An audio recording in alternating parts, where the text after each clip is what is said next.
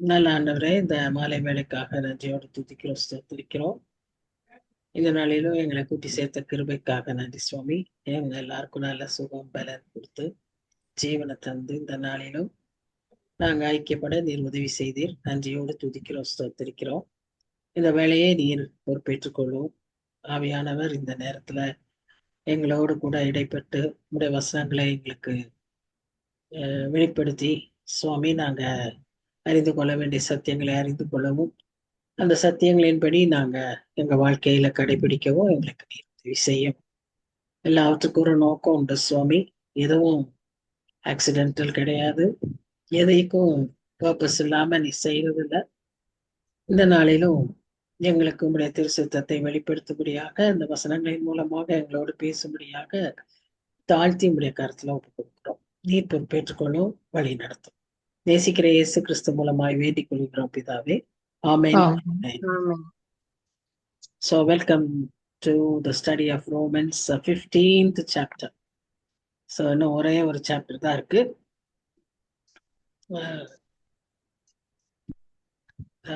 Romans 15th chapter நாம் இன்றைக்கு பார்க்க இருக்கிறோம். இந்த 15ஆம் அதிகாரம் எதை குறித்து பேசுகிறது என்று சொன்னால், லவ் ஒன் another, அதே சமயத்துல சோல் வினிங், இந்த ரெண்டும் தான் முக்கியமாக இந்த அதிகாரத்துல கூறப்பட்டிருக்கிறதாய் நாம் பார்க்கிறோம். எப்படி ஆத்துமாக்களை ஆதாயப்படுத்த வேண்டும் என்றும், ஒருவரோடொருவர் எப்படி அன்பு செலுத்த வேண்டும், அது எவ்வளவு முக்கியம் என்பதையும் இந்த அதிகாரத்துல பவுல் வலியுறுத்தி சொல்லியிருக்கிறதை நாம் பார்க்கிறோம்.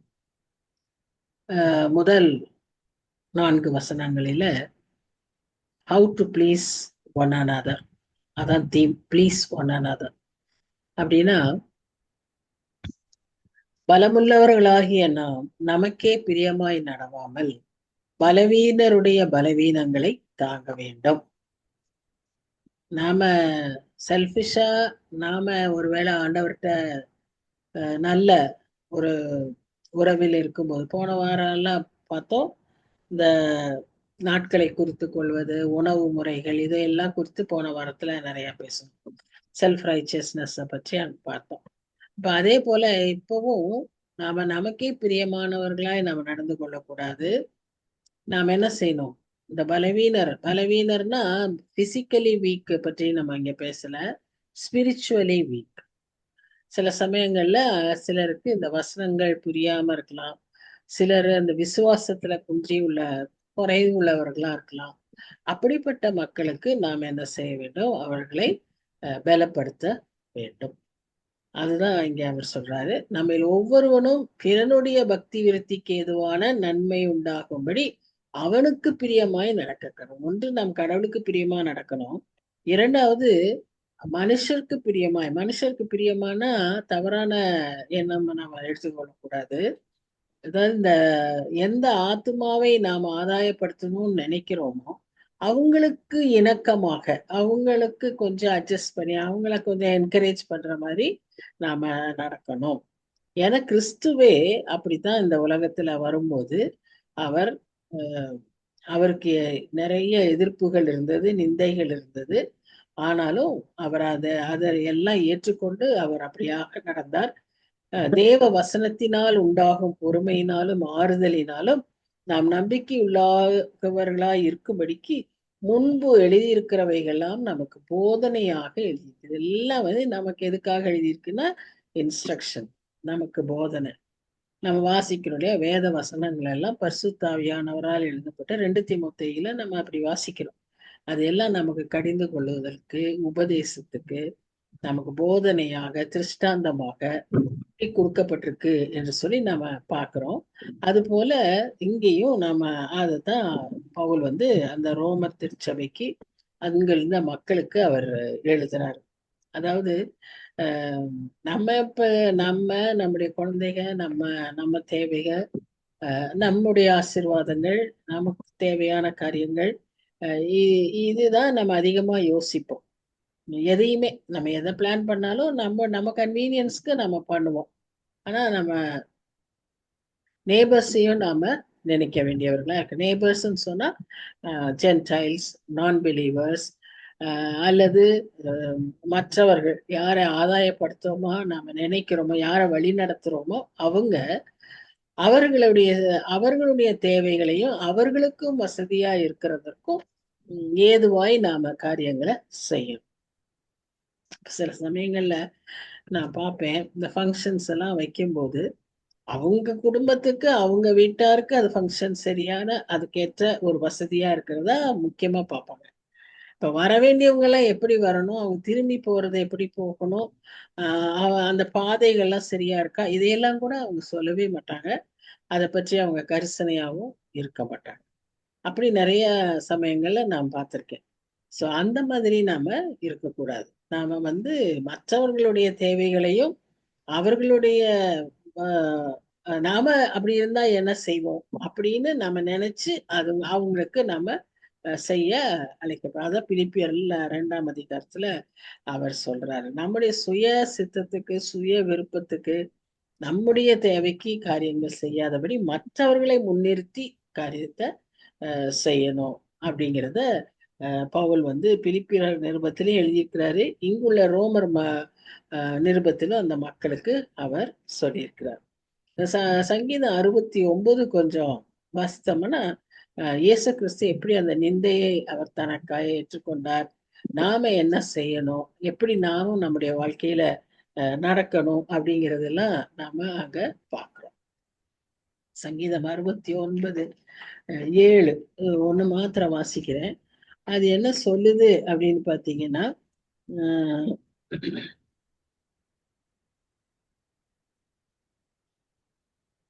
உமது நிமித்தம் நிந்தையை சகித்தேன், லச்சை என் முகத்தை மூடிற்று. அதாவது நமக்கு அது நிமித்தமாக இப்படி மற்றவர்களுக்காக நம்ம காரியங்களை செய்யும் போது, ஆத்ம ஆதாயம் செய்யும் போது, ஒருவேளை நமக்கு நிந்தைகள் அவமானங்கள் வந்தாலும் எல்லாவற்றையும் நாம் யார் நிமித்தமா ஏற்றுக்கொள்ள வேண்டும்? இயேசு கிறிஸ்துவின் நிமித்தமாய் ஏற்றுக்கொள்ள வேண்டும். ஏனென்றால் அவர் அப்படியான நிந்தையை சகித்தார். அதனால நாமும் அப்படியே அதை ஏற்றுக்கொள்ள அழைக்கப்படுகிறோம். அந்த சங்கீதம் முழுசுமே கொஞ்சம் ஆறுதலா இருக்கும் நம்ம வாசிச்சா. நேரம் இருக்கும்போது வாசிங்க. நீங்கள் ஒருமனப்பட்டு நம்முடைய கர்த்தராகிய இயேசு கிறிஸ்துவின் பிதாவாகிய தேவனை ஒரே வாயினால் மகிமைப்படுத்தும்படிக்கு பொறுமையையும் ஆறுதலையும் நம்முடைய ஆண்டவர் நமக்கு எத்தனையோ காரியங்களை அளிக்கிற தேவனாய் இருக்கிறார். இந்த இடத்துல ரெண்டு ரெண்டா சேர்ந்து சேர்ந்து சொல்றாரு. கிருபையும் சமாதானம் அப்படின்னு அவர் சொல்றாரு, நன்மையும் கிருபையும் அப்படின்னு நம்ம வாசிக்கிறோம். இங்க பொறுமையையும் ஆறுதலையும் இது ரெண்டையும் அவர் சேர்த்து சேர்த்து சொல்றாரு. ரெண்டுமே நமக்கு மிக மிக அவசியம். நமக்கு பொறுமையும் தேவை, நமக்கு ஆறுதலும் தேவை. அப்பதான் நம்ம என்ன செய்ய முடியும், உற்சாகமாய் காரியங்களை செய்ய முடியும். அப்போ கிறிஸ்தியேசுனுடைய மாதிரியின்படி அவருடைய எக்ஸாம்பிள் பிரகாரம் நம்ம ஏக சிந்தை உள்ளவர்களாய் இருக்கும்படி, அதாவது எந்த காரியத்தை செய்தாலும் பிதாவோடும் நாமும் ஒரே சிந்தையா இருக்கணும், அவருடைய சித்தம் அறிந்து செய்யணும். அதே போல பிறனோடும் நாம என்ன செய்யணும், ஒரு சிந்தையாய் நாம காரியங்களை செய்யணும். உங்களுக்கு அனுகிரகம் செய்வாராக. ஆதலால் தேவனுக்கு மகிமை உண்டாக கிறிஸ்து நம்மை ஏற்றுக்கொண்டது போல நீங்களும் ஒருவரை ஒருவர் ஏற்றுக்கொள்ளுங்கள். கிறிஸ்து நம்மை ஏற்றுக்கொண்டது போல நீங்களும் ஒருவரை ஒருவர் ஏற்றுக்கொள்ளுங்கள்.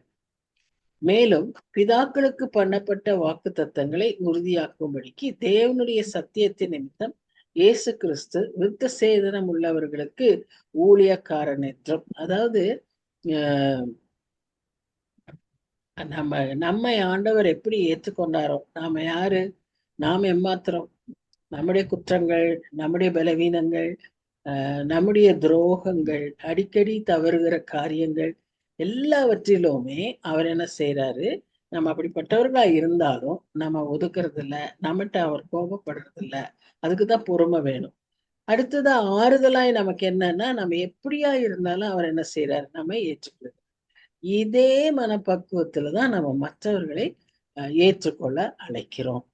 அப்போ அவர் தன்னுடைய வாக்கு தத்தங்கள், என்னென்ன வாக்கு தத்தங்கள் அவர் நமக்கு கொடுத்திருக்கிறாரோ அதையெல்லாம் உறுதியாக்கும்படிக்கு தேவனுடைய சத்தியத்தின் நிமித்தம் இயேசு கிறிஸ்து விருத்த சேதனம் உள்ளவர்களுக்கு ஊழியக்காரரானார். அவர் நம்ம அதான் பார்க்கிறோம். அவர் வந்து ஊழியக்காரராய் இருந்தார் என்று சொல்லி பார்க்கிறோம். இங்க விருத்த சேதனம்னு ஏன் சொல்றாங்கன்னா, ஜூவிஷ் பீப்புளுக்கு அவர் முதலாவது அவர் அடிமையாக, அவர் ஒரு வேலைக்காரராக, ஊழியக்காரராக அவர் வந்தார். நான் ஊழியம் கொள்ளும்படி வரவில்லை, நான் ஊழியம் செய்யவே வந்தேன் என்று அவர் சொல்லுகிறார். அதனாலதான் அவங்க கால்களை எல்லாம் கழுவுவார்.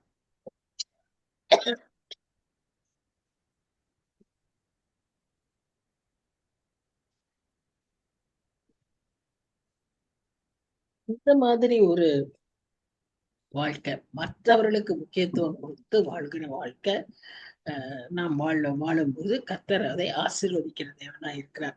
இந்த இதுக்கு நமக்கு என்ன வேணும்னு சொன்னா, ஒரு ஆவிக்குரிய ஒரு வல்லமை வேண்டும். இல்லைன்னா நம்மளால அதை செய்ய முடியாது. நம்மளுடைய சுயநலம், நம்ம சுயாதீனம், நம்முடைய சுய சித்தம், நம்முடைய அறிவு, இதெல்லாமே வந்து எப்படி அமைக்கப்பட்டிருக்குன்னு சொன்னா, அது நமக்கென்றே தான் அமைக்கப்பட்டிருக்கு. பிறனை யோசிக்கணும்னு சொன்னா, அது ஸ்பிரிச்சுவல் பவர் இருந்தாதான் அதை செய்ய முடியும், இல்லைன்னா அது வராது. அப்போ அந்த பவர் நமக்கு எப்படி கிடைக்கும்னு பாத்தீங்கன்னா, அது நமக்கு அவருடைய வசனத்தினாலும் நம்முடைய ஜெப ஜீவியத்தினாலும் தான் அதை நாம் பெற்றுக்கொள்ள முடியும். இப்போ ஒவ்வொரு சின்ன சின்ன காரியங்களுக்குமே நாம ஜெபிக்கிறப்போ நமக்கு அதை ஞானமாய் செய்யறதுக்கு, அதை சரியாய் செய்யறதுக்கான தேவையான கிருபை, வல்லமை, அந்த ஞானம், இதெல்லாம் நமக்கு அவர் தருவார். உதாரணமா இப்போ ஆபிரகாமும் லோத்து, ஆதியாகமம் 13ஆம் அதிகாரம் பாத்தீங்கன்னா, அவங்க ஒன்னா போய்கிட்டே இருக்காங்க. அப்படி ஒன்றாய் போகும்போது கொஞ்ச நாள்ல அவங்களுக்கு என்ன ஆச்சுன்னா, ஆடு மாடெல்லாம் பழுத்துருச்சு, பெருகிருச்சு, நிறைய எங்க போனாலும் இடம் பத்த மாட்டேங்குது. அப்புறம் அவங்க வேலைக்காரர்களுக்குள்ள அவங்களுக்கு சண்டை வர ஆரம்பிச்சிச்சு. அப்போ அவங்க என்ன செய்ய ஆரம்பிச்சாங்க, அப்ப திடீர்னு ஒரு நாள் லோத்துக்கு ஒரு மனசுல எண்ணம் தோணுச்சு. ஆபிரகாமுக்கு இல்ல, லோத்துக்கு. அவர் என்ன நினைச்சாரு, நாம பிரிஞ்சு தனியா போனா கொஞ்சம் இடமும் கிடைக்கும், நாம கொஞ்சம் சுதந்திரமாவும் இருக்கலாம், நல்லா இருக்கலாமே, ஏன்னா இவ்வளவு விஸ்தாரமான இடம் இருக்குல்ல, நம்ம போவோம் அப்படின்னு யோசிக்கிறார். அப்போ ஆபிரகாமும் அந்த யோசனைக்கு ஒன்றும் தடை சொல்லல. ஏன்னா அவர் லோத்து கேட்கிறாரு, அதனால அவங்க இதுலதான் நம்ம அவங்க பெருந்தன்மை, அவங்களுடைய அண்டர்ஸ்டாண்டிங், இதெல்லாம் நம்ம பார்க்கிறோம். இல்லைன்னா பொதுவா சகோதரருக்குள்ள அங்க ஒரு பிரச்சனை வந்திருக்கும். ஆனா அப்படி எதுவும் வரல. ஆபிரகாம் சரி போறியா, சரி போ அப்படின்னு அவர் சொல்றாரு. அப்போ அவர் ஒண்ணு சொல்றாரு, உனக்கு எந்த இடம் வேணுமோ, நீ எந்த பக்கம் போகணுமோ, நீ முதல்ல சூஸ் பண்ணு. நான் தான் பெரியவரு. ஆனா அவர் என்ன சொல்றாரு, நீ சூஸ் பண்ணு, அப்புறம் நான் அதை விட்டு வேற இடத்த எடுத்து. இப்போ அந்த மாதிரி செய்யறப்போ, அப்படி ஒரு சூஸ் பண்ணும்போது, வாழ்க்கையில ஒரு முக்கியமான சாய்ஸ் இருக்கும்போது, லோத்து செஞ்ச தப்பு என்னன்னா, அவர் ஆண்டவர்கிட்ட உதவியே கேட்கல. சாய்ஸ வந்து நான் இப்ப இந்த இடத்த எடுத்துக்கலாமா அப்படின்னு ஆண்டவர்கிட்ட எந்த அவருடைய சித்தமோ விருப்பமோ அவர் கேட்கல, ஜெபிக்கவே இல்லை. அவரு சொன்ன உடனே ரொம்ப செழிப்பா இருந்துச்சு, அது ஒரு பெரிய ஏதேன் தோட்டம் மாதிரி இருக்குன்னு சொல்லி அந்த இடத்துக்கு அவர் போயிடுறாரு. அந்த இடம் தான் எது, சோதோம் கொமோரா. இப்போ நம்ம லாஸ் ஏஞ்சல்ஸ் எரிஞ்சு பற்றி எரிஞ்சு கொண்டு இருக்கிறதுன்னு சொல்லி பாக்குறோம். ஒருவேளை லாஸ் ஏஞ்சல்ஸ் எரியறதுக்கு முன்னால பாத்தீங்கன்னா, த மோஸ்ட் வெல்தி சிட்டி, எல்லா பணக்காரங்களும் செல்வந்தர்களும் இருக்கக்கூடிய ஒரு பெரிய செழிப்பான ஒரு ஒரு செல்வம் கொளுத்த இடம். அந்த மாதிரி ஒரு இடம் தான் இவன் சூஸ் பண்றான். பார்த்துட்டு இந்த இடம் எனக்கு ரொம்ப நல்லா இருக்கு, நான் இதை எடுத்துக்கிறேன் அப்படின்னு சொல்லி அப்படி எடுக்கும்போது அவனுக்குள்ள எந்த ஒரு மன குறுகுறுப்பும் இல்லை. அதாவது இப்படி ஒரு நல்ல நான் இடத்த நான் எடுத்துக்கிறேனே, அப்ப அண்ணன் என்ன செய்வான் அப்படின்லாம் யோசிக்கல. அதான் அடுத்தவரை பற்றி யோசிக்கவே இல்லை. அவன் தன்னை பற்றி மாத்திரம் யோசிக்கிறான். அவன் தன்னை பத்தி மாத்திரம் யோசிச்சது இல்லாம, அவன் செஞ்ச முக்கியமான தப்பு, தேவன் இடத்துல அந்த இடத்துக்கு நான் போலாமான்னு கேட்கல. முடிவு பாத்தீங்களா என்னாச்சுன்னு? அந்த இடத்த விட்டு வெளியே பிடித்து இழுத்து வரப்பட்டு ஓடி ஒளிஞ்சு வாழ்க்கையே, ஜெனரேஷன்ஸே பாவத்துக்குள்ளாக ஒரு நிலைமை. ஆனா ஆபிரகாம் என்ன செஞ்சாருன்னா, கர்த்தரை நோக்கி பார்க்கிறார். அந்த சாய்ஸ், அந்த நேரத்துல நாம ஆண்டவரை நோக்கி பார்த்தோமானால், நமக்கு ஒருவேளை முதல்ல பார்வையில பார்க்கும்போது ஆபிரகாம் ரொம்ப ஏமாளி மாதிரி இருக்கலாம். ஆபிரகாம் வந்து அஹ், அஹ், அஹ், அவரிடம் ரொம்ப செழிப்பானதா இல்லாம இருக்கலாம். கண் பார்வைக்கு அப்படி இருக்கலாம். ஆனால் நமக்கு நல்லா தெரியும் அவர் எப்படி தலைமுறை தலைமுறையாய் ஆசீர்வதிக்கப்பட்டார். அவர் எவ்வளவு செல்வந்தராய் வாழ்ந்தார். அவரிடத்துல நிறைய செல்வம் இருந்தது என்று சொல்லி நாம பார்க்க. கர்த்தர் ஆசீர்வதிக்கும் போது அதுல நமக்கு எந்த வேதனையும் வராது. அதோடு கூட அவர் வேதனையை கூட்டார். சோ நாம அந்த சரியான நேரத்துல கர்த்தருடைய சித்தத்தை கேட்கணும். இரண்டாவதாக அடுத்தவனை குறித்த கரிசனையோடு நடந்து கொள்ளணும். இங்க ஆபிரகாம் அப்படிதான் செஞ்சார். சரிப்பா, நீ போகணுங்கிறியா, சரி போ. எடுத்துக்கணும், இந்த பக்கம் போறேங்கிறியா, நீ முதல்ல சூஸ் பண்ணிக்கோ, அப்புறம் நான் எடுத்துக்கிறேன். அது எவ்வளவு பெரிய பெருந்தன்மை இல்லையா? அந்த மாதிரி நாமும் நிறைய காரியங்களை வேதத்தில் இருக்கிற உதாரணங்களை கொண்டு அது நமக்கு போதனையாக எழுதப்பட்டிருக்குன்னு வாசிக்கிறோம். அது போல நாம் அதையெல்லாம் எடுத்துக்கொள்ள வேண்டும். யோவான் 17 அது வந்து இயேசு கிறிஸ்துவின் ஒரு கடைசி ஜெபம். அதாவது கெத்செமனேல பண்ண ஜெபம் தான் லாஸ்ட். ஆனா ஊழியத்தின் கடைசி பகுதியில அவர் செஞ்ச ஜெபம் அந்த யோவான் 17. அது ஒரு முக்கியமான ஜெபம். அந்த ஜெபத்துல நிறைய காரியங்கள்ல நிறைய சத்தியங்கள் நாம பெற்றுக்கொள்ளலாம். அதுல ஒன்று என்னன்னா, நானும் நீங்களும் ஒன்றா இருக்கிறது போல பிதாவின் இடத்துல அவர் வேண்டுவாரு. இவர்களும் நம்மோடு கூடயும் அவர்களுக்குள்ளேயும் ஒன்றாய் இருக்கும்படி வேண்டிக் கொள்கிறேன். இப்போ நமக்கு அந்த ஐக்கியம் வந்து கர்த்தர் நியமித்து கொடுத்தது. அதை நம்ம காத்துக்கொள்ளணும். நம்முடைய சுய நம்ம இப்படி இப்படி ஒரு ரிலேஷன்ஷிப்ல, ஒரு ஃப்ரெண்ட்ஷிப்ல, ஒரு ஃபெலோஷிப்ல நாம இருக்கும்போது நிறைய சமயங்கள்ல நமக்கு எப்படி இருக்கும்னா, சரி இனி நம்ம தொடர்ந்து இவங்களோட நாம இருக்க வேண்டாம். நமக்கு சில காரியங்கள் பிடிக்கல, நான் சொல்றத கேட்கல, நான் இது சொல்றேன் அவங்க வேற செய்யறாங்க, இப்படியெல்லாம் நமக்குள்ள தோன்றி நாம என்ன செய்ய ஆரம்பிச்சிடறோம், அந்த ஐக்கியத்துல இருந்து விலக வரும். நாம எப்பவுமே அந்த ஐக்கியத்தை என்ன செய்யக்கூடாது, விட்டு விட கூடாது. பிசாசுக்கு அது பிடிக்கவே பிடிக்காது. ஆனா இது ஆண்டவருக்கு ரொம்ப பிடித்தமான காரியம். அவர் அதற்காகவே ஜெபிக்கிறார். அதுதான் அவர் சொல்றாரு, ஒருத்தர் ஒருத்தர் அவங்க ஏற்றுக்கொள்ளணும், ஒருத்தருக்கு ஒருத்தர் பக்தி விருத்திக்கு ஏதுவான காரியங்களை செய்யணும், ஒருத்தருக்கு ஒருத்தருக்கு பிரியமா நடந்து கொள்ளணும். எதுக்கு? இது எல்லாம் கர்த்தருக்கு மகிமை உண்டாகும்படியா. இதெல்லாம் செஞ்சோம்னா கர்த்தருக்கு மகிமை உண்டாகிறது. இது நம்ம தெரிஞ்சுக்கிட்டு செய்யறோம்னு வச்சுக்கோங்களேன், நமக்கு இதன் மூலமா அந்த மாதிரி நிந்தனையோ அல்லது நமக்கு ஒரு கஷ்டமான சூழ்நிலையோ அல்லது மற்றவங்க நம்மள கேலியா பாக்குற ஒரு சூழ்நிலையா இருந்தா கூட, நான் இதை கர்த்தருக்காய் செய்கிறேன் என்று சொல்லும் போது நம்மால் அதை சுலபமாய் ஏற்றுக்கொள்ள முடியும். இதுதான் ஒரு பெரிய ஆசீர்வாதம். ஆண்டவருடைய பிள்ளைகளுக்கு இந்த சிந்தை இருக்கணும். கிறிஸ்துவின் சிந்தை உங்களில் இருக்க கடவுதுன்னா, நமக்கு இருக்க வேண்டிய சிந்தை என்ன? நான் எதை செய்தாலும் ஆண்டவருக்காய் செய்கிறேன், ஆண்டவருடைய மகிமைக்காய் செய்கிறேன் அப்படின்னும் போது அவருடைய வல்லமை நமக்கு வரும். நாம அதை சமாளிக்க, சந்திக்க, அதை செய்ய தேவையான எல்லா கிருபையையும் கர்த்தர் நமக்கு தருவார்.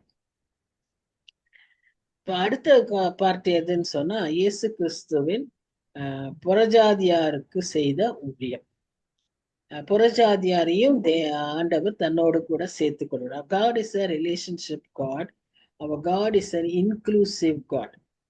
அவர் யாரையும் ஒதுக்குறது இல்லை. அவர் எல்லாரையும் உள்ளுக்குள்ள அழைக்கிற தேவன். புறஜாதியாரும் இரக்கம் பெற்றது நிமித்தம் தேவனை மகிமைப்படுத்துகிறார்கள் என்றும் சொல்லுகிறேன். அந்தபடி இது நிமித்தம் நான் புறஜாதிகளுக்குள்ளே உம்மை அறிக்கை பண்ணி உம்முடைய நாமத்தை சொல்லி சங்கீதம் பாடுவேன் என்று எழுதியிருக்கிறது. பழைய ஏற்பாட்டுல இப்படி ஒரு வசனம் வர்றதுனால அதை இங்கே நிறைவேறுது. எப்படி? புறஜாதியாருக்கும் இயேசு கிறிஸ்து சொந்தம், புறஜாதியாருக்கும் எல்லா ஆசீர்வாதங்களும் அவர்களுக்கும் சொந்தம், ரட்சிப்பு அவர்களுக்கும் இருக்கிறது, ஆவியானவர் அவர்களுக்கும் அருளப்படுகிறார். இத வந்து இந்த சத்தியத்தை பவுல் வந்து புறஜாதியாருக்கு சொல்றாரு. புறஜாதியாருக்கு அது இல்லைன்னு அவங்க நினைச்சுக்கிறாங்க. யூதர்களும் என்ன நினைச்சுக்கிறாங்க, இவங்க இந்த ஆசீர்வாதம் எல்லாம் பெற்றுக்கொள்ளணும்னு சொன்னா, ரட்சிக்கப்படணும்னா முதல்ல அவங்க யூதர் ஆகணும். அவங்க யூதரானாதான், இயேசு கிறிஸ்து யூதருக்கு தான், விருத்த சேதனம் பண்ணப்பட்டவர்களுக்கு தான் அப்படின்னு அவங்க சொல்றாங்க. அதனால அவங்க முதல்ல விருத்த சேதனம் பண்ணப்படணும், அவங்க யூதராகணும், எல்லா முறைமைகளையும் கற்றுக்கொள்ளணும், அப்புறம்தான் அவங்க ரட்சிப்புக்குள்ள வரணும். ஆண்டவருடைய ரட்சிப்பு எப்படி பவுலை சந்தித்தது? நொடி பொழுது. அந்த மாதிரி ரட்சிக்கப்படும் போது இத்தனை ப்ரொசீஜர் எல்லாம் நமக்கு தேவையே இல்லை. இன்னைக்கு கூட நிறைய சபைகள் இதை செய்யணும், அதை செய்யணும், அப்பத்தான் நீங்க சபைக்கு உறுப்பினர் ஆக முடியும், நீங்க அப்படி ஆக முடியும், இப்படி ஆக முடியும்ன்றாங்க. இதை நம்ம பொறுத்தவரை கிறிஸ்தவம் உள்ளத்தை சார்ந்தது. நம்ம ஆண்டவரும் நமக்கு உள்ள ரிலேஷன்ஷிப், இதுதான் முக்கியம். இந்த ப்ரொசீஜர்ஸ் எல்லாம் நமக்கு ஒரு ஒரு சபையில ஒரு ஒரு மாதிரி இருக்கும், அதெல்லாம் நமக்கு முக்கியம் கிடையாது. ஸோ அதான் அதுக்கு இந்த டிசர்ன்மெண்ட் நமக்கு வேணும். நமக்கு அந்த விளங்கி கொள்ளுகிற இதை அவசியமா, இது அவசியம் இல்லையா அப்படிங்கிறதெல்லாம் தெரிந்து கொள்ளுகிறதற்கு நமக்கு ஞானம் அவசியம். அது கர்த்தர் தான் அருள முடியும். ஞானம் ஞானத்தின் ஊற்று கர்த்தர். நாம அவரிடத்துல கேட்கும்போது அவர் நமக்கு தருவார். மேலும் புறஜாதிகளே அவருடைய ஜனங்களோடு கூட களி கூறுங்கள் என்கிறார். அவருடைய ஜனங்கள் யாரு? யூதர்கள். அவர்களோடு கூட களி கூறுங்கள். மேலும் புறஜாதிகளே எல்லாரும் கர்த்தரை துதியுங்கள், ஜனங்களே எல்லாரும் அவரை புகழுங்கள் என்றும் சொல்லுகிறார். இந்த இடத்துல பவுல் அப்படித்தான் அந்த ஜனங்களுக்கு ஆலோசனை சொல்லுகிறார். 12-13 வசனத்துல என்ன பாக்குறோம்னா, ஈசாயின் மேலும் மேலும் வருது பாருங்க, ஒவ்வொன்றும் அதுக்கப்புறம் அப்புறம் அப்படின்னு சொல்லிட்டே இருக்காரு. ஈசாயின் வேரும் புறஜாதியாரை ஆளும்படிக்கு எழும்புகிறவருமாகிய ஒருவர் தோன்றுவார். இது ஏசாயா 11ஆம் அதிகாரத்துல நாம வாசிக்கிறோம். ஈசாயின் வேர் அடிமரத்துல துளிர் விட்டது. அது யாரு? இயேசு கிறிஸ்து, மேசியாவாகிய இயேசு கிறிஸ்து. அதையேதான் இங்கேயே திரும்ப வாசிக்கிறோம். அதைதான் இங்க கோட் பண்றாரு. அவரிடத்தில் புறஜாதியார் நம்பிக்கை வைப்பார்கள் என்று ஏசாயா சொல்லுகிறான். அத யூதர்கள் மாத்திரம் அல்ல, புறஜாதியாரும் நம்புவார்கள் அப்படின்றத அங்க சொல்றோம். அப்போ பரிசுத்த ஆவியின் பலத்தினாலே உங்களுக்கு நம்பிக்கை பெருகும்படிக்கு நம்பிக்கையின் தேவன் விசுவாசத்தினால் உண்டாகும் எல்லாவித சந்தோஷத்தினாலும் சமாதானத்தினாலும் உங்களை நிரப்புவாராக. இப்ப நமக்கு ஆண்டவருடைய ஸ்பிரிச்சுவல் பிளெஸிங்ஸ் அதிகம் நமக்கு ஆண்டவர் தருகிறார். சந்தோஷம் தராரு, சமாதானம் தராரு. இந்த சந்தோஷம் சமாதானால மனுஷரால புரிந்து கொள்ளவே முடியாது. அது மனுஷர் கொடுக்கிற விதமாகவும் அல்ல, உலகம் கொடுக்கிற சமாதானம் அல்ல. நான் என்னுடைய சமாதானத்தையே தருகிறேன்றார். That is a different peace. எல்லா பிரச்சனைகள் மத்தியில அவங்களுக்கு பீஸ் இருக்கும், எல்லா பிரச்சனைகளின் மத்தியில அவங்களுக்கு ஒரு சமாதானம் இருக்கும். நான் இப்ப வீடியோ பார்த்தா நீங்க கூட பார்த்துருப்பீங்க, அந்த லாஸ் ஏஞ்சல்ஸ் அந்த பகுதியில அவங்க வீடெல்லாம் எரிஞ்சு போயிடுச்சு. ஆனா அந்த வீடு எரிந்து போன இடத்திலேயே நின்று அங்க இருக்கிற கிறிஸ்தவர்கள், அந்த அவங்க வீடுதான் எரிஞ்சிருக்கு, அவங்க கையார எல்லா கையையும் பிடிச்சு அல்லேலூயான்னு பாட்டு பாடி கர்த்தரை மகிமைப்படுத்துகிறார்கள், நன்றி செலுத்துகிறார்கள். ஏன்னா அங்க ஜீவனை மீட்டீரே, வீடு இதெல்லாம் நாங்க எப்ப வேணா சம்பாதிச்சுக்கலாம், பட் நான் எங்களை மீட்டீரேன்னு சொல்லி அவங்க நன்றியோடு ஆண்டவரை துதித்து பாடுகிறார். இதுதான் அந்த சமாதானம். போயிடுச்சே போயிடுச்சு, இத்தனை போயிடுச்சு, இத்தனை கோடி போயிடுச்சு, ஐயோ எல்லாம் போயிடுச்சு, இது போயிடுச்சே அது போயிடுச்சே, இது புலம்புறது உலகம். ஆனா அவங்க அங்க நின்னு பாட்டு பாடுறாங்க, அங்க நின்னு ஜெபிச்சு நன்றி சொல்றாங்க. இது என்னது? நம்பிக்கை. இப்போ மகனையும் 2 மகன்களையும் கணவரையும் எரிக்க கொடுத்தாங்க. ஸ்டெயின்ஸ் சொல்லி மிஷனரி நம்ம இந்தியாவுக்கு, கிரஹாம் ஸ்டெயின்ஸ் சொல்லி நமக்கு தெரியும். இங்க வந்தாங்க, எங்க ஒரிசா பகுதியில மயூர்பஞ்ச் பகுதியில அவங்க ஊழியர் செஞ்சுட்டு இருந்தாங்க. அந்த பகுதியில தான் என்ன செஞ்சாங்க, அவரை ஒரு ஜீப்ல அவங்க விழாவெல்லாம் கொண்டாடி முடிச்ச பிறகு இவர் அந்த விழாக்கள் எல்லாம் கலந்துட்டு அந்த இரவுல அங்கேயே தூங்குறாரு. இவங்களை நம்பி அவர் தூங்குறாரு. அவர் தூங்க தூங்க அவங்க வேனையே எரிச்சு கொடுத்துட்டாங்க. அப்போ அந்த அம்மாவுக்கு செய்தி அவங்கள்ட்ட கேட்குறாங்க, நீங்க என்ன இப்ப சொல்றீங்க அப்படின்னு சொன்னா, அந்த சமயத்துல அந்த அம்மா சொல்ற காரியம் என்னது? என் ஆண்டவர் உயிரோடு இருக்கிறபடியினாலே நான் இந்த இந்த சூழ்நிலையையும் என்னால் சந்திக்க முடியும். Because he lives I can face tomorrow அப்படின்னு அவர் சொல்றார். அவங்க சொன்னாங்க. எவ்வளவு ஒரு நம்பிக்கை பார்த்தீங்களா? இந்த நம்பிக்கையின் தேவன் தான் நமக்கு அந்த உள்ளத்துல ஒரு விசுவாசத்தை கொடுக்கிறாரு, நமக்கு ஒரு சந்தோஷத்தை தர்றாரு, நமக்கு ஒரு சமாதானம் தர்றாரு. இதெல்லாம் தர்றது யாரு? ஆவியானவர். ஆவியின் பலத்தினாலே நாம் இதையெல்லாம் பெற்றுக்கொள்ள முடியும். அவங்க தொடர்ந்து அங்க ஊழியம் செஞ்சாங்க. அப்புறம் அவங்க பொண்ணு படிச்சு முடிச்சோன்னே அவங்க சொந்த ஊரான ஆஸ்திரேலியாவுக்கு போயிட்டாங்க. சோ அந்த அளவுக்கு கணவன் 2 பிள்ளைக, அன்பான பிள்ளைக, பெரிய பெரிய வாலிப பிள்ளைக. அந்த சின்னவன் வந்து ஒரு 6th ஸ்டாண்டர்டோ என்னமோ இருப்பான். எவ்வளவு மனசுக்கு அந்த அம்மாவுக்கு பாதிப்பு இருக்கும், பிள்ளைய இழக்கிறது, கணவனையும் சேர்ந்து இழக்கிறது.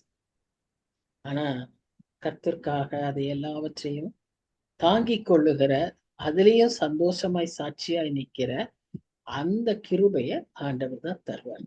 சோ நம்ம ஆண்டவர் ஆண்டவரோடு இருக்கிற உறவில நாம் சரியா இருக்கணும். ஆண்டவரை நம்புகிற விஷயங்களில நாம் சரியா இருக்கணும். ஏன்னா நமக்கு அவ்வளவு காரியங்களை அவர் நம்ம அப்படி இருக்கும்போது நமக்கு தருகிற தேவனா இருக்கிறார்.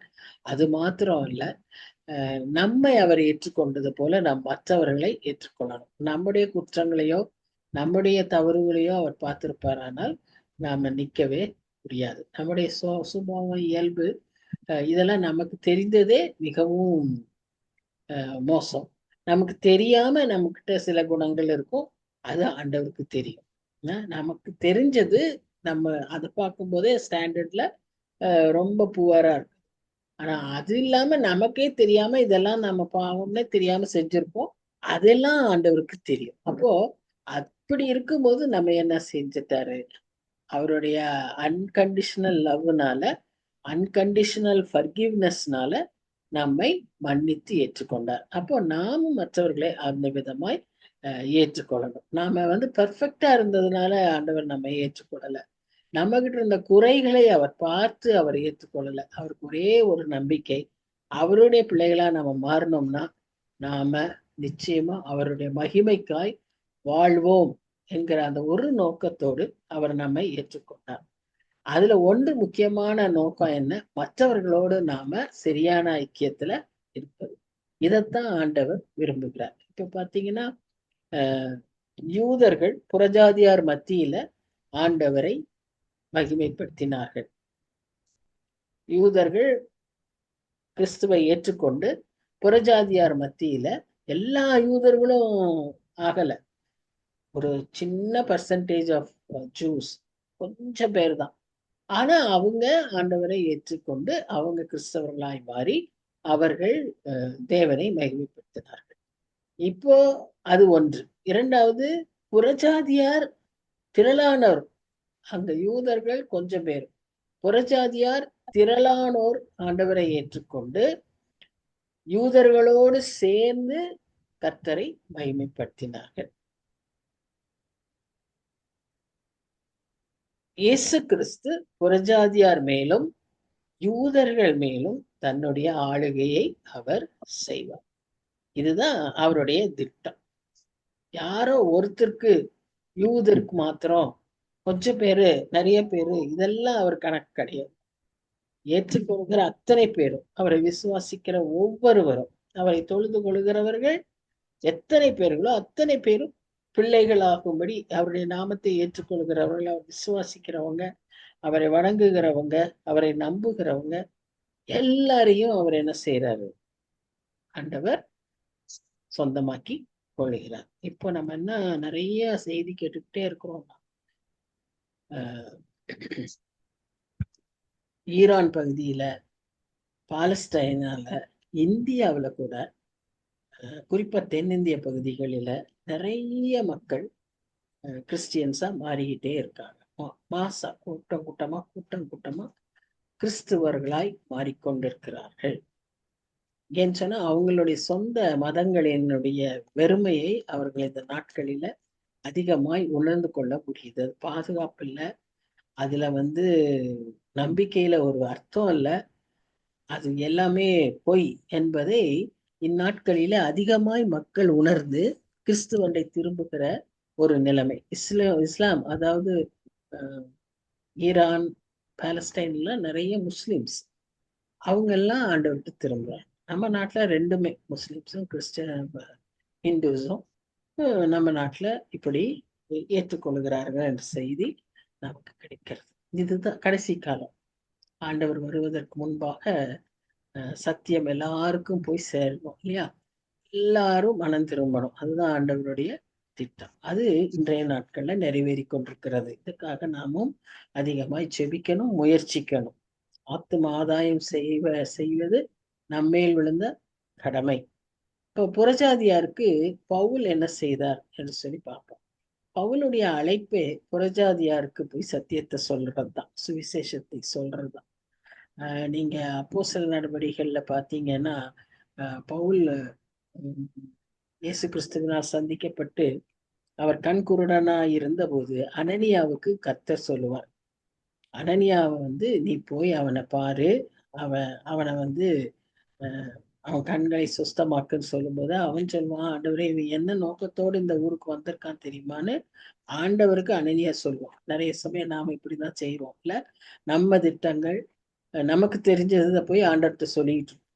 ஆனா ஆண்டவர் என்ன சொல்றாருன்னா, அவன் மேல் என்னுடைய திட்டம் இருக்கிறது, அவன் புறஜாதியாருக்கு சுவிசேஷத்தை சொல்ல அவனை நான் பாத்திரமாய் தெரிந்து கொண்டேன் அப்படின்னு அது அனனியாவுக்கு சொல்ல. அப்புறம் அனனியா போய் அவரை கூப்பிடுறாரு. அதனால பவுலுடைய காலை அழைப்பு to preach to the Gentiles. அப்ப இன்னைக்கு நமக்கு ஒவ்வொருத்தருக்கும் ஒரு நோக்கம் இருக்கு இல்லையா? நமக்கும் ஒரு பர்பஸ் இருக்கு. நாம என்ன நம்முடைய வாழ்க்கையில அதை என்னவென்று உணர்ந்து கொண்டிருக்கிறோமோ அதை எப்படி செய்கிறோம், இதுதான் ஆண்டவர் நம்ம இடத்துல கேட்கிற காரியம். நாம் அட்லீஸ்ட் ஒரு தடவையாவது ஆண்டவர்கிட்ட, சுவாமி என்ன நோக்கத்தினால என்ன உங்களோட பிள்ளையா தெரிந்து கொண்டீங்க, நான் உங்களோட பிள்ளையாயிட்டேன், எனக்குன்னு என்ன வச்சிருக்கீங்க, பவுல் அந்த ஒரு நிமிஷத்திலேயே ஆண்டவரே நீர் யார், நான் என்ன செய்ய, இந்த நான் என்ன செய்ய வேண்டும்ங்கிற கேள்வியை நாம ஒவ்வொருவரும் கேட்கணும். ஏன்னா ஆண்டவர் யாருன்னு நமக்கு தெரிஞ்சாச்சு, ஆமா அவரை ஏற்றுக்கொண்டுட்டோம். இப்ப அடுத்த கேள்வி என்னன்னா, நான் என்ன சுவாமி செய்யணும், வாட் இஸ் த பர்பஸ், என் வாழ்க்கையின் திட்டம் என்ன அப்படின்னு நம்ம கேட்கணும்.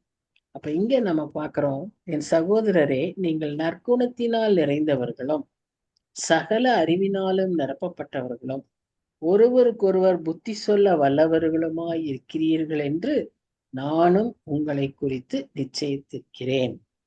நற்குணத்தினால நிறைந்தவர்கள், சகல அறிவினால் நிரப்பப்பட்டவர்கள், ஒருவருக்கொருவர் புத்தி சொல்ல வல்லவர்கள் என்று நானும் உங்களை குறித்து நிச்சயித்து.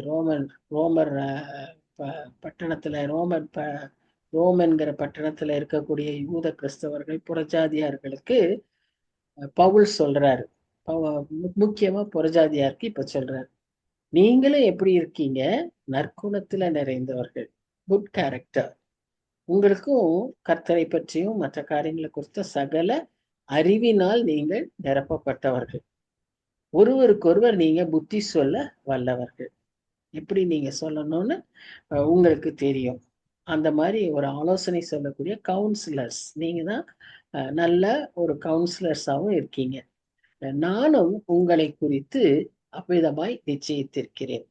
அப்படி இருந்தும் சகோதரரே, புறஜாதியாராகிய பலி பரிசுத்தாவினாலே பரிசுத்தமாக்கப்பட்டு தேவனுக்கு பிரியமான பலியாகும்படிக்கு நான் தேவனுடைய சுவிசேஷ ஊழியத்தை நடத்தும் ஆசாரியனாய் இருந்து புறஜாதிகளுக்கு இயேசு கிறிஸ்துவனுடைய ஊழியக்காரனாகும் பொருட்டு, அதாவது யூதர்களுடைய முக்கியமான காரியங்கள், சாக்ரிஃபைசஸ், ஆஃபரிங்ஸ், அதெல்லாம் இந்த புறஜாதியார் செய்யக்கூடாது. அவங்க வெளிப்பிரகாரத்திலே நிக்கிறோம், உள்ள போக முடியாது.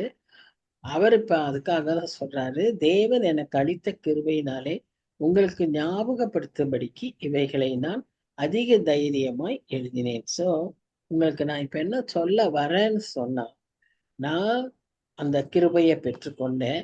அந்த கிருபைய இப்போ உங்களுக்காக நான் ஒரு ஆசாரியனாய் இருந்து உங்களுக்காக நான் பரிந்து பேச. முக்கியமான வேலை ஆசாரியனுடைய வேலை என்னன்னா, மனு பீப்புள கடவுள்கிட்டையும் கடவுளை பீப்புள் கிட்டையும் கொண்டு வர்றதுதான் ஆசாரியனுடைய வேலை. ஸோ ஒரு மீடியேட்டர் மாதிரி, ஒரு மத்தியஸ்தர், ஒரு இன்டர்செசர், ஒரு மன்றாடுகிற மனிதர், மக்களுக்காக மன்றாடுகிறவர். இப்ப அதுதான் அவர் சொல்றார், நான் உங்களுக்காக பிதாவின் இடத்துல நான் கேட்பேன், கேட்டு உங்களை அதற்கேற்ற விதமாய் ஆயத்தப்படுத்துவேன் அப்படின்னு அவர் சொல்றார். ஸோ சோல் வின்னிங் வந்து ரொம்ப ரொம்ப அவசியம். இப்ப அந்த புறஜாதியர்களுடைய ஆத்துமாக்களை அவர் ஆதாயப்படுத்தும்படியாக இன்னொரு புஸ்தகத்துல எழுதியிருப்பார், நான் எல்லாவற்றுக்கும் எல்லாமானேன், நான் ஒரு ஆசாரியன் ஆகிறேன், ஒரு டீச்சர் ஆகிறேன், ஒரு புறஜாதியார் ஆகிறேன். அவர் நல்ல பென்யமின் கோத்திரத்தா யூதன். ஆனா அவர் ஒரு புறஜாதிக்கு புறஜாதியா நான் ஆகி நான் உனக்கு உதவி செய்யறேன், நான் உமக்காக பேசுறேன்னு சொல்றாரு. அந்த ஆட்டிடியூடு தான் சோல் வின்னிங் ஆட்டிடியூட். அது ஒரு அசாரிய ஊழியம், அது ஒரு பரிசுத்த ஊழியம், உன்னதமான ஊழியம். அது ஆண்டவர் நியமித்த படி. இந்த எண்ணத்தோடு நாம் இந்த சோல் வினிங்க நாம் செய்யணும். ஏதோ நாம இங்க நின்றுக்கிட்டு அவங்கள கீழே வச்சுக்கிட்டு நம்ம செய்யற ஊழியம் அல்ல. இது ஒரு கடவுள் நமக்கு கொடுத்த நியமித்த ஊழியம் என்று சொல்லி பயபக்தியோடு அந்த ஊழியத்தை நாம் செய்ய அழைக்கப்படுகிறோம். அப்ப பவுல் அப்படி சொல்லிட்டு என்ன சொல்றாருன்னா, தேவனுக்குரியவைகளை குறித்து இயேசுவை கிறிஸ்துவை கொண்டு மேன்மை பாராட்ட எனக்கு இடம் உண்டு. புறஜாதியாரை வார்த்தையினாலும் செய்கையினாலும் கீழ்ப்படிய பண்ணும்படிக்கு அற்புத அடையாளங்களின் பலத்தினாலும் தேவாவியின் பலத்தினாலும் கிறிஸ்துவானவர் என்னை கொண்டு நடப்பித்தவைகளை சொல்வதல்லாமல் வேறொன்றையும் சொல்ல நான் துணிவதில்லை. சொந்த கதை, சொந்த புராணம், நான் இப்படி நான் அப்படி இதெல்லாம் அவர் பேச மாட்டேங்கிறாரு. அவர் என்ன சொல்றாருன்னா, தேவனுடைய வார்த்தையை நான் சொல்லும் போது அந்த வார்த்தையை தேவன் சில சமயங்களை எப்படி உறுதிப்படுத்துறாரு, அற்புதங்களினாலும் அடையாளங்களினாலும் உறுதிப்படுத்துகிறார். அப்படி ஊழியத்துல நம்ம பார்த்திருக்கோம். அப்போ சில நடவடிக்கைகள்ல நம்ம நல்லா அந்த அவருடைய ஊழியத்தின் வல்லமைகளை பார்த்திருக்கிறோம். ஐதிக்கு மேல இருந்து கீழே விழுவாரு, எல்லாரும் இறந்துட்டான்னு இவர் தட்டி எந்திரின்னு அவர் எந்திரிச்சிருவார். ஸோ அவருடைய வார்த்தைகளை ஆண்டவர் அற்புதத்தினாலும் அடையாளத்தினாலும் உறுதிப்படுத்தினார். அது மாதிரி நிறைய காரியங்கள் அவருடைய ஊழியத்துல நம்ம பல இடங்களில நம்ம வாசிக்கிறோம். ஸோ அதை மாத்திரம்தான் நான் சொல்லுவேன், வேற எதையும் நான் சொல்லி பெருமைப்பட மாட்டேன் அப்படின்னு அவர் சொல்றார். அது மாத்திரம் சொல்லாம அவர் சொல்றாரு, நாம் எருசலேம் தொடங்கி இலிரிக்கம்ங்கிற இடம் எங்க இருக்குன்னு சொல்லி பார்த்தீங்கன்னா, அந்த இவர் இருக்க ரோம் பகுதிக்கு ஜஸ்ட் ஆப்போசிட்ல நடுவுல கடல், அதுக்கு அந்த பக்கத்துல இருக்கிற இடத்துக்கு பெயர் தான் இலிரிக்கம். திரேஸ் அந்த மாதிரியான இடங்களுக்கு மேல உள்ள ஒரு இடம். அந்த இடத்து வரைக்கும் நான் அங்க இருக்கிற அத்தனை நாடுகளையும் நான் என்ன செஞ்சேன், சுவிசேஷத்தை நான் பரப்பினேன். 3 மிஷனரி பிரயாணங்களை செய்து அவ்வளவு இடங்களையும் நான் பண்ணி நான் இப்போ ரோமுக்கு வந்திருக்கேன் அப்படின்னு அவரு சொல்றார். ரோமுக்கு வரணும்னு ஆசைப்படுறாரு. இன்னும் அவர் இந்த கடிதம் எழுதும் போது அவர் ரோமுக்கே வரல, கொரிந்து பட்டணத்துல இருந்து தான் எழுதுறாரு. அவர் இன்னும் ரோமுக்கே வரல. ஆனா அவருடைய மிக விருப்பம் என்னன்னா, ரோமுக்கு தான் வந்து அங்க ரோம ஒரு ஸ்தலமாக்கி அங்கிருந்து இந்த மேற்கு பகுதியில் இருக்கிற நாடுகளை சந்திக்கணும்னு.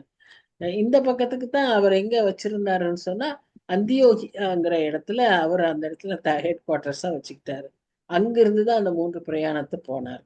ஸோ எருசலேம் தொடங்கி அவர் இத்தனை இடங்கள்ல ஊழியங்களை செய்திருக்கிறார், நடந்தே செய்திருக்கிறார். பல இடங்களில நடந்து, சில கப்பல் பிரயாணம், சில இடத்துல கழுத வேலை, இப்படியெல்லாம் அவரு செய்ததாக நாம பார்க்கிறோம். அதான் நான் சொன்னேன், அவருடைய ஊழியத்துல கர்த்தர் அவருடைய ஊழியத்தை அங்கீகரித்து அவருடைய வார்த்தைகளை அற்புதத்தினாலும் அடையாளத்தினாலும் அதை உறுதிப்படுத்தினார். இப்போ மேலும் அவருடைய செய்தியை அறியாதிருந்தவர்கள் காண்பார்கள் என்றும் கேள்விப்படாதிருந்தவர்கள் உணர்ந்து கொள்வார்கள் என்றும் எழுதியிருக்கிறபடியே நான் மற்றவர்களுடைய அஸ்திபாரத்தில் கட்டாதபடிக்கு கிறிஸ்துவனுடைய நாமம் சொல்லப்பட்டிராத இடங்களில் சுவிசேஷத்தை அறிவிக்கும்படி நாடுகிறேன். இன்னைக்கு இந்த ஊழியங்களில் இருக்கிறது என்னன்னா ஒரு பெரிய போட்டி. நீங்க ஒரு வடநாட்டிலேயே ஏதாவது ஒரு இடத்துக்கு போனீங்கன்னா அங்க எல்லா ஊழியங்களும் இருக்கும். எஃப்எம்பிபி இருக்கும், ஐஎம் இருக்கும், ஐஎம்எஸ் இருக்கும், என்எம்எஸ் இருக்கும், எல்லா ஊழியம் இது தவிர சின்னவங்க தனித்தனியா செய்யற ஊழியங்கள், இப்படி எல்லா ஊழியங்களும் அங்க இருக்கிறதை நாம் பார்க்கிறோம்.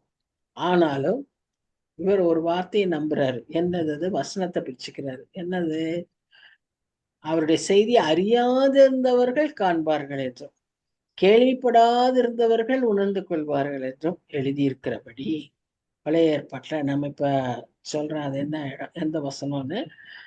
அவ்விதமாய் அங்கு இருக்கிறபடி, நான் வேறொருவனுடைய அஸ்திபாரத்துல நான் என் கட்டிடத்தை கட்டல. வேறொருத்தன் வந்து போட்ட இடத்துல அவன் செய்யற சபையில போய் ஆட்களை நான் திருடல.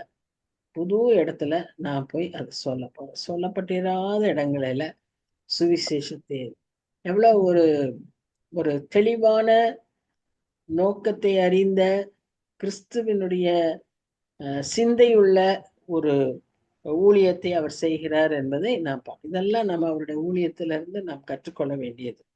அவர் ஒரு ஊழியத்தை செய்யறப்போ போய் மற்ற சபையில இருந்து ஆடுகளை திருடிட்டு நாம இத தான் ஒரு சபை ஸ்தாபிக்கிறது இல்லை. அவர் போய் புதுசா ஒரு இடத்துல, சொல்லப்பட்டிராத இடத்துல, ஏன் அப்படி அங்க போய் சொல்றாரு? என்ன நம்பிக்கையில போறாரு? அந்த வசனம், அந்த வசனத்துல அப்படி எழுதி இருக்கு.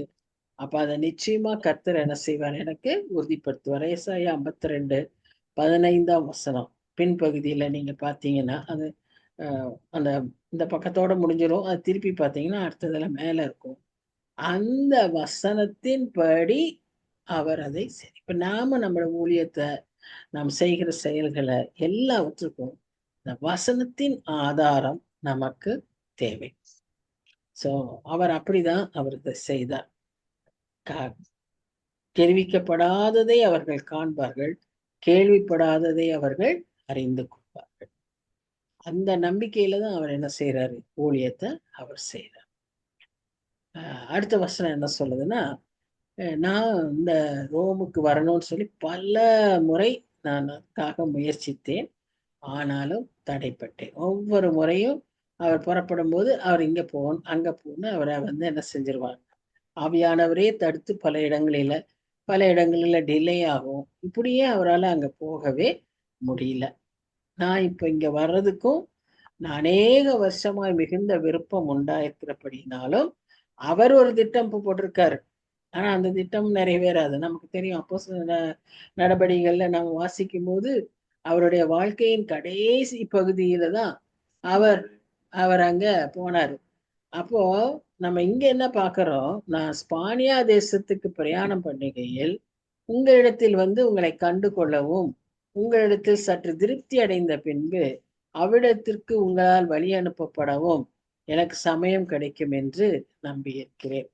ஸோ இப்போ இவர் ஒரு திட்டம் போடுறாரு. இத்தனை நாள் இத்தனை வருஷம் நான் ட்ரை பண்ணேன், எனக்கு முடியல. அட்லீஸ்ட் இப்போ நான் என்ன செய்யறேன்? இந்த ஸ்பானியா தேசத்துக்கு நான் போகணும். ஸ்பெயின், நான் அந்த சைடு ஈஸ்ட் வெஸ்ட் சைட்ல போகணும். அப்படி நான் ஐரோப்பா தேசம் பக்கத்துல போகணும்னு நினைக்கிறேன். நான் அப்ப போகும்போது நான் உங்கள்கிட்ட வந்து பாக்குறேன்னு அவர் அந்த கொரிந்து பட்டணத்திலிருந்து அவர்களுக்கு அவர் அதை எழுதுகிறதாக நாம பார்க்கிறோம். பாருங்க, ஒரு ஊழியக்காரர் தான், அவருக்கு ஒரு நாட்டை குறித்து, ஒரு தேசத்தை குறித்து, ஒரு ஜனங்களை குறித்து பாரம். ஆனா அவரால அத டக்குன்னு செய்ய முடியல. ஏன்னா அவர் என்ன நினைச்சாருன்னா, இந்த பகுதிக்கு அந்த ரோமாபுரியிலேயே தலைமை நகரமா வச்சு அதை ஐரோப்பிய தேசத்துக்கு நாம செய்வோம், இந்த சைடுக்கு அந்தியோகியா வச்சு கிழக்கு பகுதிக்கு செய்வோம்னு அவர் யோசிச்சிருந்தாரு. ஆனா நாம திட்டம் போடலாம், கர்த்தருடைய சித்தம் வேற. அவர் ரோமுக்கு வரணும், அவர் நினைச்ச மாதிரி அவர் ரோமுக்கு வரணும். ஆனா அவர் ரோமுக்கு வரும்போது கைதியாய் வருகிறார். தன்னுடைய வாழ்க்கையின் கடைசி பகுதியில அவர் அங்க வர்றார். சரி, இப்போ இத்தனை நேரம் இயேசு கிறிஸ்து யூதர்களுக்கு செய்த ஊழியத்தை பார்த்தோம், பவுல் புறஜாதியாருக்கு செய்த ஊழியத்தை பார்த்தோம். இங்க என்ன பார்க்கிறோம்னு சொன்னா, புறஜாதியார் யூதர்களுக்கு செய்த ஊழியம். புறஜாதியார் என்ன செய்தாங்க? யூதர்களுக்கு போய் என்ன செஞ்சாங்க அப்படின்னு பாத்தீங்கன்னா, இப்பொழுதும் பரிசுத்தவான்களுக்கு உதவி செய்யும் காரியமாக நான் எருசலேமுக்கு பிரயாணம் பண்ண எத்தனமாய் இருக்கிறேன். அவர் கொரிந்து பட்டணத்திலிருந்து எருசலேமுக்கு வர போறாரு. அப்போ அங்க புறப்படும் போது என்ன ஆச்சுன்னா, மக்கதோனியா, அகாயா எல்லாம் கிரேக்க பகுதி. அதுக்கு பக்கத்துல அந்த பக்கம் மேல இருக்கக்கூடிய கிரேக்க பகுதிகள். அங்கிருந்து எருசலேமில் உள்ள பரிசுத்தவான்கள்னா கிறிஸ்டியன்ஸ், ஜூயிஷ் கிறிஸ்டியன்ஸ். கொடுக்கிறவங்க யாரு? கிரீக்ஸ், புறஜாதிகள். அவங்க என்ன செய்யறாங்க? அங்க இருக்கிறவங்களுக்கு, அவர்களுடைய அங்க இருக்கிற புவர் பீப்புளுக்கு பொருள் சகாயம் செய்ய விருப்பம் கொண்டிருக்கிறார்கள். அவங்க காணிக்க, பணம், இன்னும் என்னென்ன கொடுக்க முடியுமோ அதெல்லாம் கொடுக்கணும். Relief measures. இப்போ நம்ம மணிப்பூருக்கு அனுப்புறோம், ஃப்ளட்ஸ் இருந்தா அங்கங்க அனுப்புறோம் இல்லையா? அது மாதிரி அவங்க அதை யாரும் கேட்கல. அவங்களா அந்த பாரம். இது மாதிரிதான் நமக்கும் வரணும். நாமும் அப்படிதான் செய்யணும். நாமும் அப்படி செய்யறோம். அததான் அவங்களும் அப்படி செய்யறாங்க. செய்து இப்படி செய்வது நல்லதென்று எண்ணினார்கள். இப்படி செய்கிறதற்கு அவர்கள் கடனாளிகளாயும் இருக்கிறார்கள். எப்படி என்றால், புறஜாதியார் அவர்களுடைய ஞான நன்மைகளில் பங்கு பெற்றிருக்க, சரீர நன்மைகளால் அவர்களுக்கு உதவி செய்ய இவர்கள் கடனாளிகளாய். புறஜாதியார் இவர்களுக்கு ஞான நன்மைகள்னு சொன்னா, இந்த யூத கிறிஸ்தவர்கள் மூலமா தான் அவங்க இயேசு கிறிஸ்துவை அறிந்து கொண்டாங்க. பவுல் ஒரு யூதன், அப்போஸ்தலர்கள் எல்லாரும் யூதர்கள். இவர்கள் மூலமா தான் அவர்கள் இயேசு கிறிஸ்துவை அறிந்து கொண்டார்கள், ரட்சிப்புக்குள் வந்தார்கள். அதனால நாங்க எங்களால் இயன்ற சரீர நன்மைகளை அவர்களுக்கு, நாம எந்த நன்மை பெற்றுக்கொண்டாலும் அதற்கு நாம் கடனாளிகள். நம்ம எப்பவுமே ஞாபகத்துல வச்சுக்கணும், நாம ஆண்டவர்கிட்ட மாத்திரம்தான் கடனாளிகளா இருக்க முடியும். அதுவும் அன்பினால் கடனாளிகளா இருக்க முடியும். மற்ற வேற உலக பிரகாரமான நன்மைகளை, பணத்துல, இதுல எல்லாம் நம்ம என்ன செய்யக்கூடாது? முடிந்த அளவுக்கு, கூடுமான அளவுக்கு நாம் கடனாளிகளாய் இராதபடிக்கு நாம் பார்த்து கொள்ள வேண்டும். இந்த காரியத்தை நான் நிறைவேற்றி இந்த பலனை அவர்கள் கையிலே பத்திரமாய் ஒப்புவித்த பின்பு உங்கள் ஊர் வழியாய் ஸ்பானியாவுக்கு போவேன். இப்ப ரோம கிறிஸ்தவர்களுக்கு அவர் எழுதுறார். நான் கொரிந்திலிருந்து அந்த அக்காயா, மக்கதோனியா பகுதியிலிருந்து அந்த காசெல்லாம் கலெக்ட் பண்ணிட்டு அந்த பலனை அவர்கள் கையிலே நான் போய் எருசலேம்ல ஒப்புவிச்ச பிறகு உங்க ஊர் வழியா, ஏன்னா அது வழியா தான் அங்க போனோம் ஸ்பெயினுக்கு. அதனால நான் உங்க ஊர் வழியா ஸ்பானியாவுக்கு போவேன். நான் உங்களிடத்தில் வரும்போது கிறிஸ்துவனுடைய சுவிசேஷத்தின் சம்பூரணமான ஆசீர்வாதத்தோடு வருவேன் என்று அறிந்திருக்கிறேன்.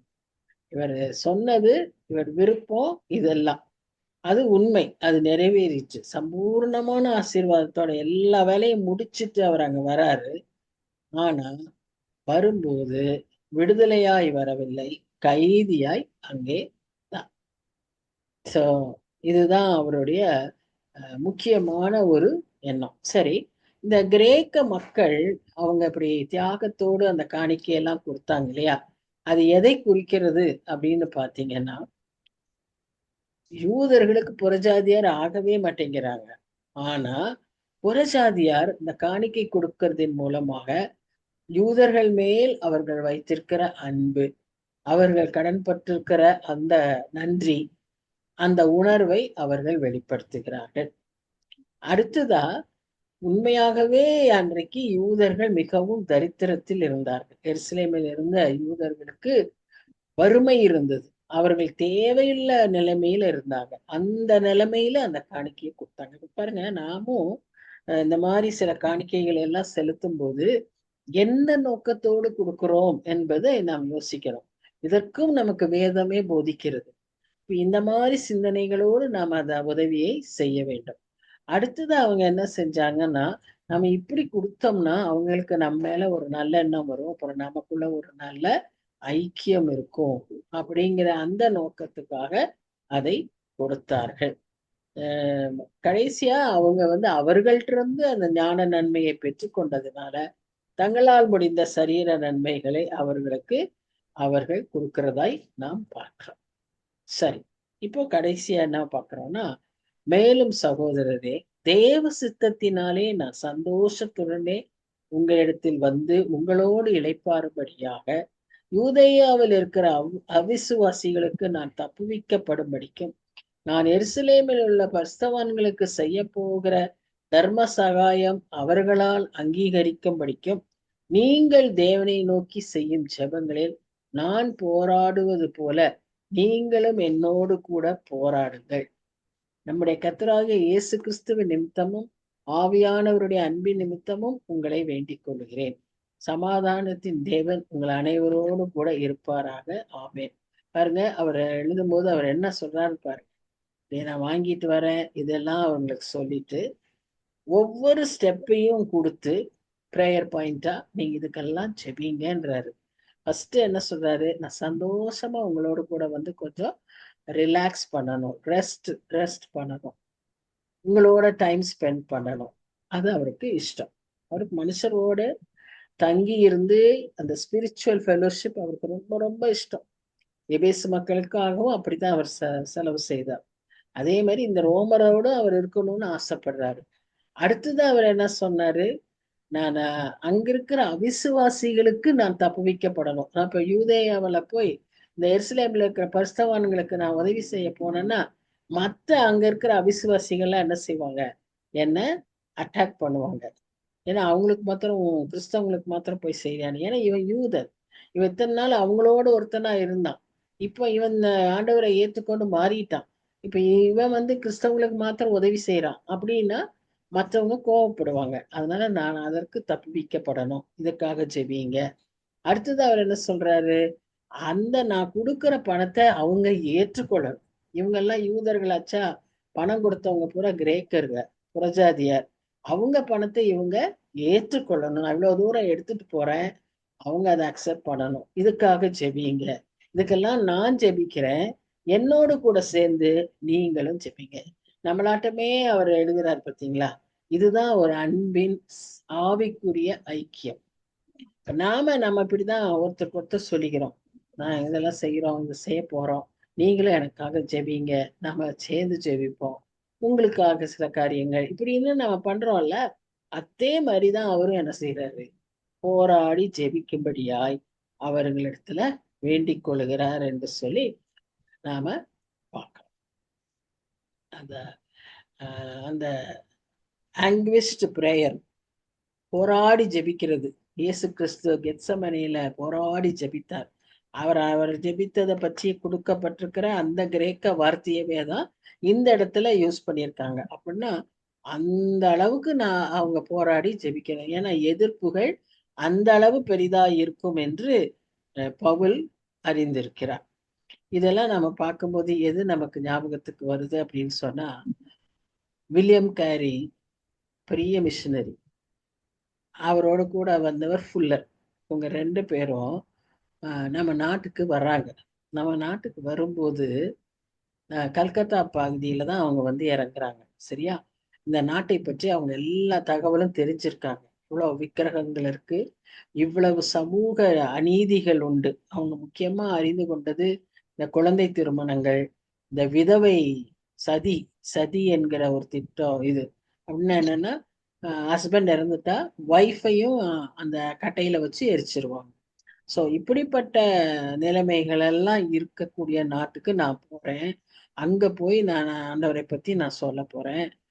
இது எப்படி இருக்குன்னா, நான் ஏதோ ஒரு சுரங்கத்துக்குள்ள ஒரு கிணத்துல இறங்குற மாதிரி இருக்கு. என் இடுப்புல நான் கயிறை கட்டியிருக்கேன்.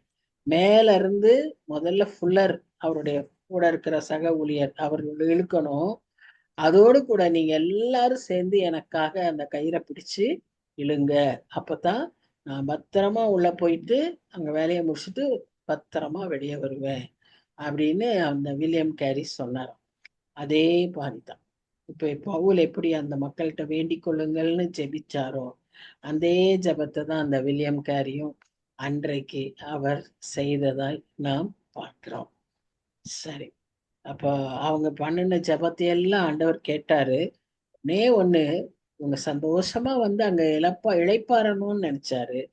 ஆனா அதற்கு பதிலா அவர் வந்து சிறை கைதியாய் வந்தார். ஆனாலும் அங்கேயும் அந்த சிறை கைதியா இருந்த அவருடைய தண்டனைக்கு காத்திருந்த நாட்கள் அவருக்கு பெரிய ஆசீர்வாதமான நாட்களா இருந்ததுன்னு வாசிக்கிறோம். என்னது, அவரை வந்து ஒரு ஹவுஸ் அரெஸ்ட்ல வச்சிருவாங்க. சிறையில போடல, ஹவுஸ் அரெஸ்ட்ல வைப்பாங்க. அந்த ஹவுஸ் அரெஸ்ட்ல எப்படின்னா, இவருடைய காலும் ஒரு காவலாளியுடைய காலும் கட்டப்பட்டிருக்கும். ஆனா பெரிய லாங் செயின். அதனால இவர் எந்திரிச்சு போகலாம், உட்காரலாம், ஜன்னல்ல வேடிக்கை பார்க்கலாம், எழுதலாம், என்ன வேணா செய்யலாம். அடுத்த 2வது ப்ரிவிலேஜ் என்னன்னு சொன்னா, இவரை யார் வேணாலும் வந்து பார்க்கலாம். அது ஒரு 2வது. 3வது வெளியிருந்து சாப்பாட கொண்டு வந்து குடுக்கலாம். இப்போ எவ்வளோ ஒரு ஒரு ஏ கிளாஸ் பிரிசன் அந்த மாதிரி ஒரு ஜெயில்ல அவர் இருந்தாரு. அந்த அரண்மனையிலேயே அவர் காவல்ல வைக்கப்பட்டாரு. அதனால அந்த அரண்மனை காவலாளிகள் சாப்பாடு கொண்டு வரும்போது, இவருக்கு ஏதாவது யாராவது வந்திருக்காங்க வந்திருக்கான்னு வந்து சொல்லும்போது, இப்படி அவங்கள எல்லாரையுமே சந்தித்து அநேக அரண்மனை காவலாளிகள் ஆண்டவரை ஏற்றுக்கொண்டார். ஒரு ஆண்டவருடைய மனுஷன் அங்க இருந்தா ஒரு சோல் வின்னர். அவர் எந்த சூழ்நிலையில இருந்தாலும் அந்த சூழ்நிலையிலிருந்து அநேகரை ஆதாயப்படுத்த அவனால் முடியும். எனக்கு ஜெயில்ல இருக்கேன், நான் ஒண்ணும் செய்ய முடியாது, நான் எங்க போய் பிரயாணம் பண்றது, நான் யாரை சந்திக்கிறது அப்படின்னு பேசிக்கிட்டு இருக்கிற ஆட்களால ஒண்ணுமே செய்ய முடியாது. சூழ்நிலையை பார்த்து சூழ்நிலையை கம்ப்ளைண்ட் பண்ணிட்டு இருந்தாங்கன்னா ஒரு காரியமும் ஆண்டவருக்கு செய்ய முடியாது. அதுல நான் என்ன செய்ய முடியும்னு அவங்க யோசிச்சாதான். பாதிப்பு இருக்கும், தாக்குதல் இருக்கும், தாக்கம் இருக்கும். அது எல்லாவற்றையும் காட்டிலும் அந்த பலன் பெரியதுன்னு சொல்லி அவர் செய்யும்போது அவரால அநேக ஆத்துமாக்களை அந்த பிரிசனுக்குள்ள இருந்து அவர் காக்க முடிஞ்சது. அங்கிருந்து நிறைய கடிதங்கள் நமக்கு எழுதியிருக்க நிருபங்கள் எல்லாம் அங்கிருந்துதான் அவர் எழுதினாரு. இங்கிருந்து போய் கொண்டு போய் கொடுத்தாங்க, அங்கிருந்து கொண்டு வந்து இங்க. இப்படி பெரிய வல்லமையான ஊழியத்தை அவர் நடந்து பிரயாணப்பட்டு சந்தித்து பண்ணதோடு சிறையில இருந்தும் அவர் பண்ணினார்.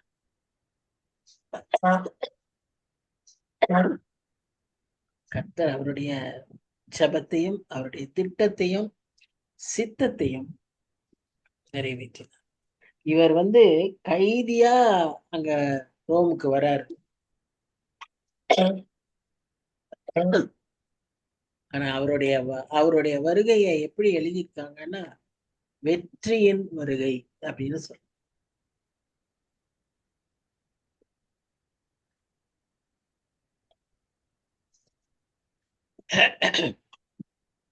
சங்கிலியில அவர் கட்டப்பட்டவராய் இருந்தாலும் ஒரு வெற்றியின் துணியோடு அந்த ஒரு சந்தோஷத்தோடு அவர் ரோமுக்குள்ள வந்தாருன்னு சொல்லி நாம பார்க்கிறோம். அவ்விதமாக ஒரு வெற்றியின் ஒரு சாட்சியின் வாழ்வையும் அவர் வாழ்ந்தார் என்றும் நாம் அறிந்திருக்கிறோம்.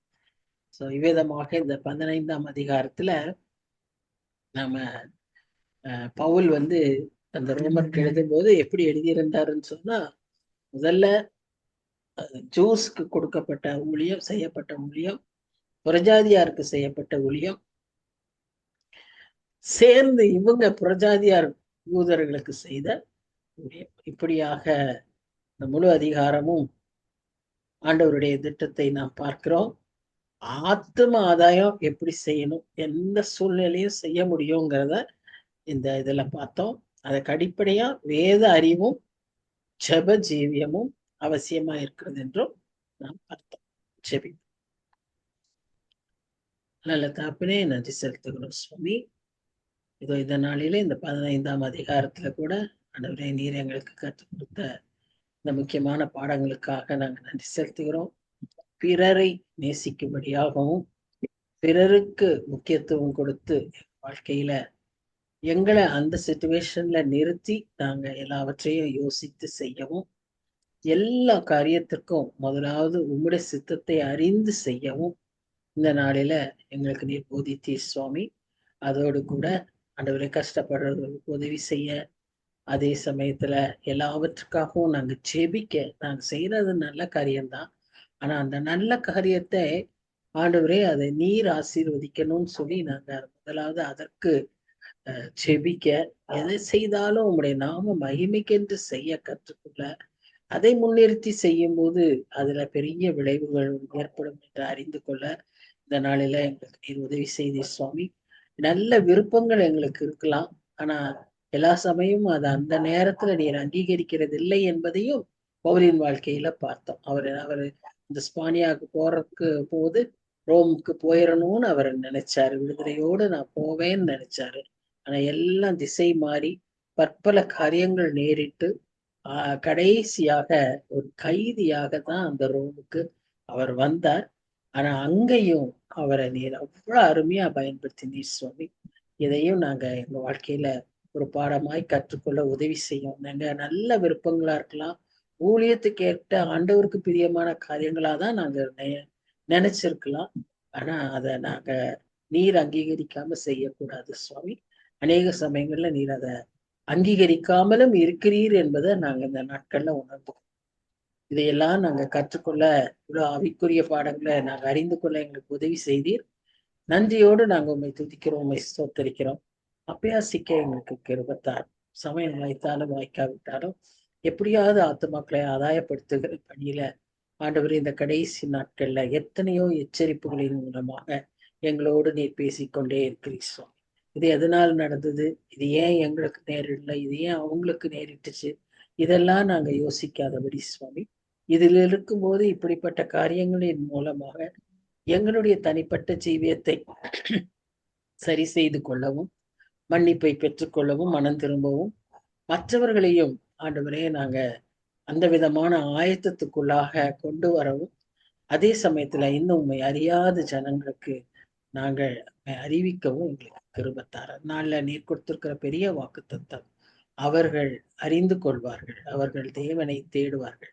சொல்ல வேண்டியதுதான் எங்க வேலை சுவாமி. இந்த வாக்கு தத்தத்தை பிடித்தவர்களாய் நாங்கள் அதை நிறைவேற்ற எங்களுக்கு நீர் உதவி செய்யும். தாழ்த்தி நாங்கள் உங்களுடைய கருத்துல கொடுக்கிறோம். எங்க குடும்ப தேவைகள், தனிப்பட்ட சுகம், ஆரோக்கியம், மற்ற காரியங்கள் எல்லாவற்றையும் உடைய கரத்தில் ஒப்பு கொடுக்கிறோம். முதலாவது தேவனுடைய ராஜ்யத்தின் நீதியை தேடும் போது நீர் எங்களுக்கு இவைகளை எல்லாம் கூட்டி கொடுக்கிற தேவன், வாக்கு மாறாதவர். எங்களை ஆசீர்வதியும். அடுத்த வாரம் சந்திக்கும் வரை உடைய பிரசன்னம் எங்களோடு கூட இருந்து வழி நடத்தட்டும். நேசிக்கிற இயேசு கிறிஸ்து மூலமாய் வேண்டிக் கொள்கிறோம் பிதாவே. ஆமேன். Thank you, sister. Good night to all. God bless you. Good night. Good night. Good night. Good night.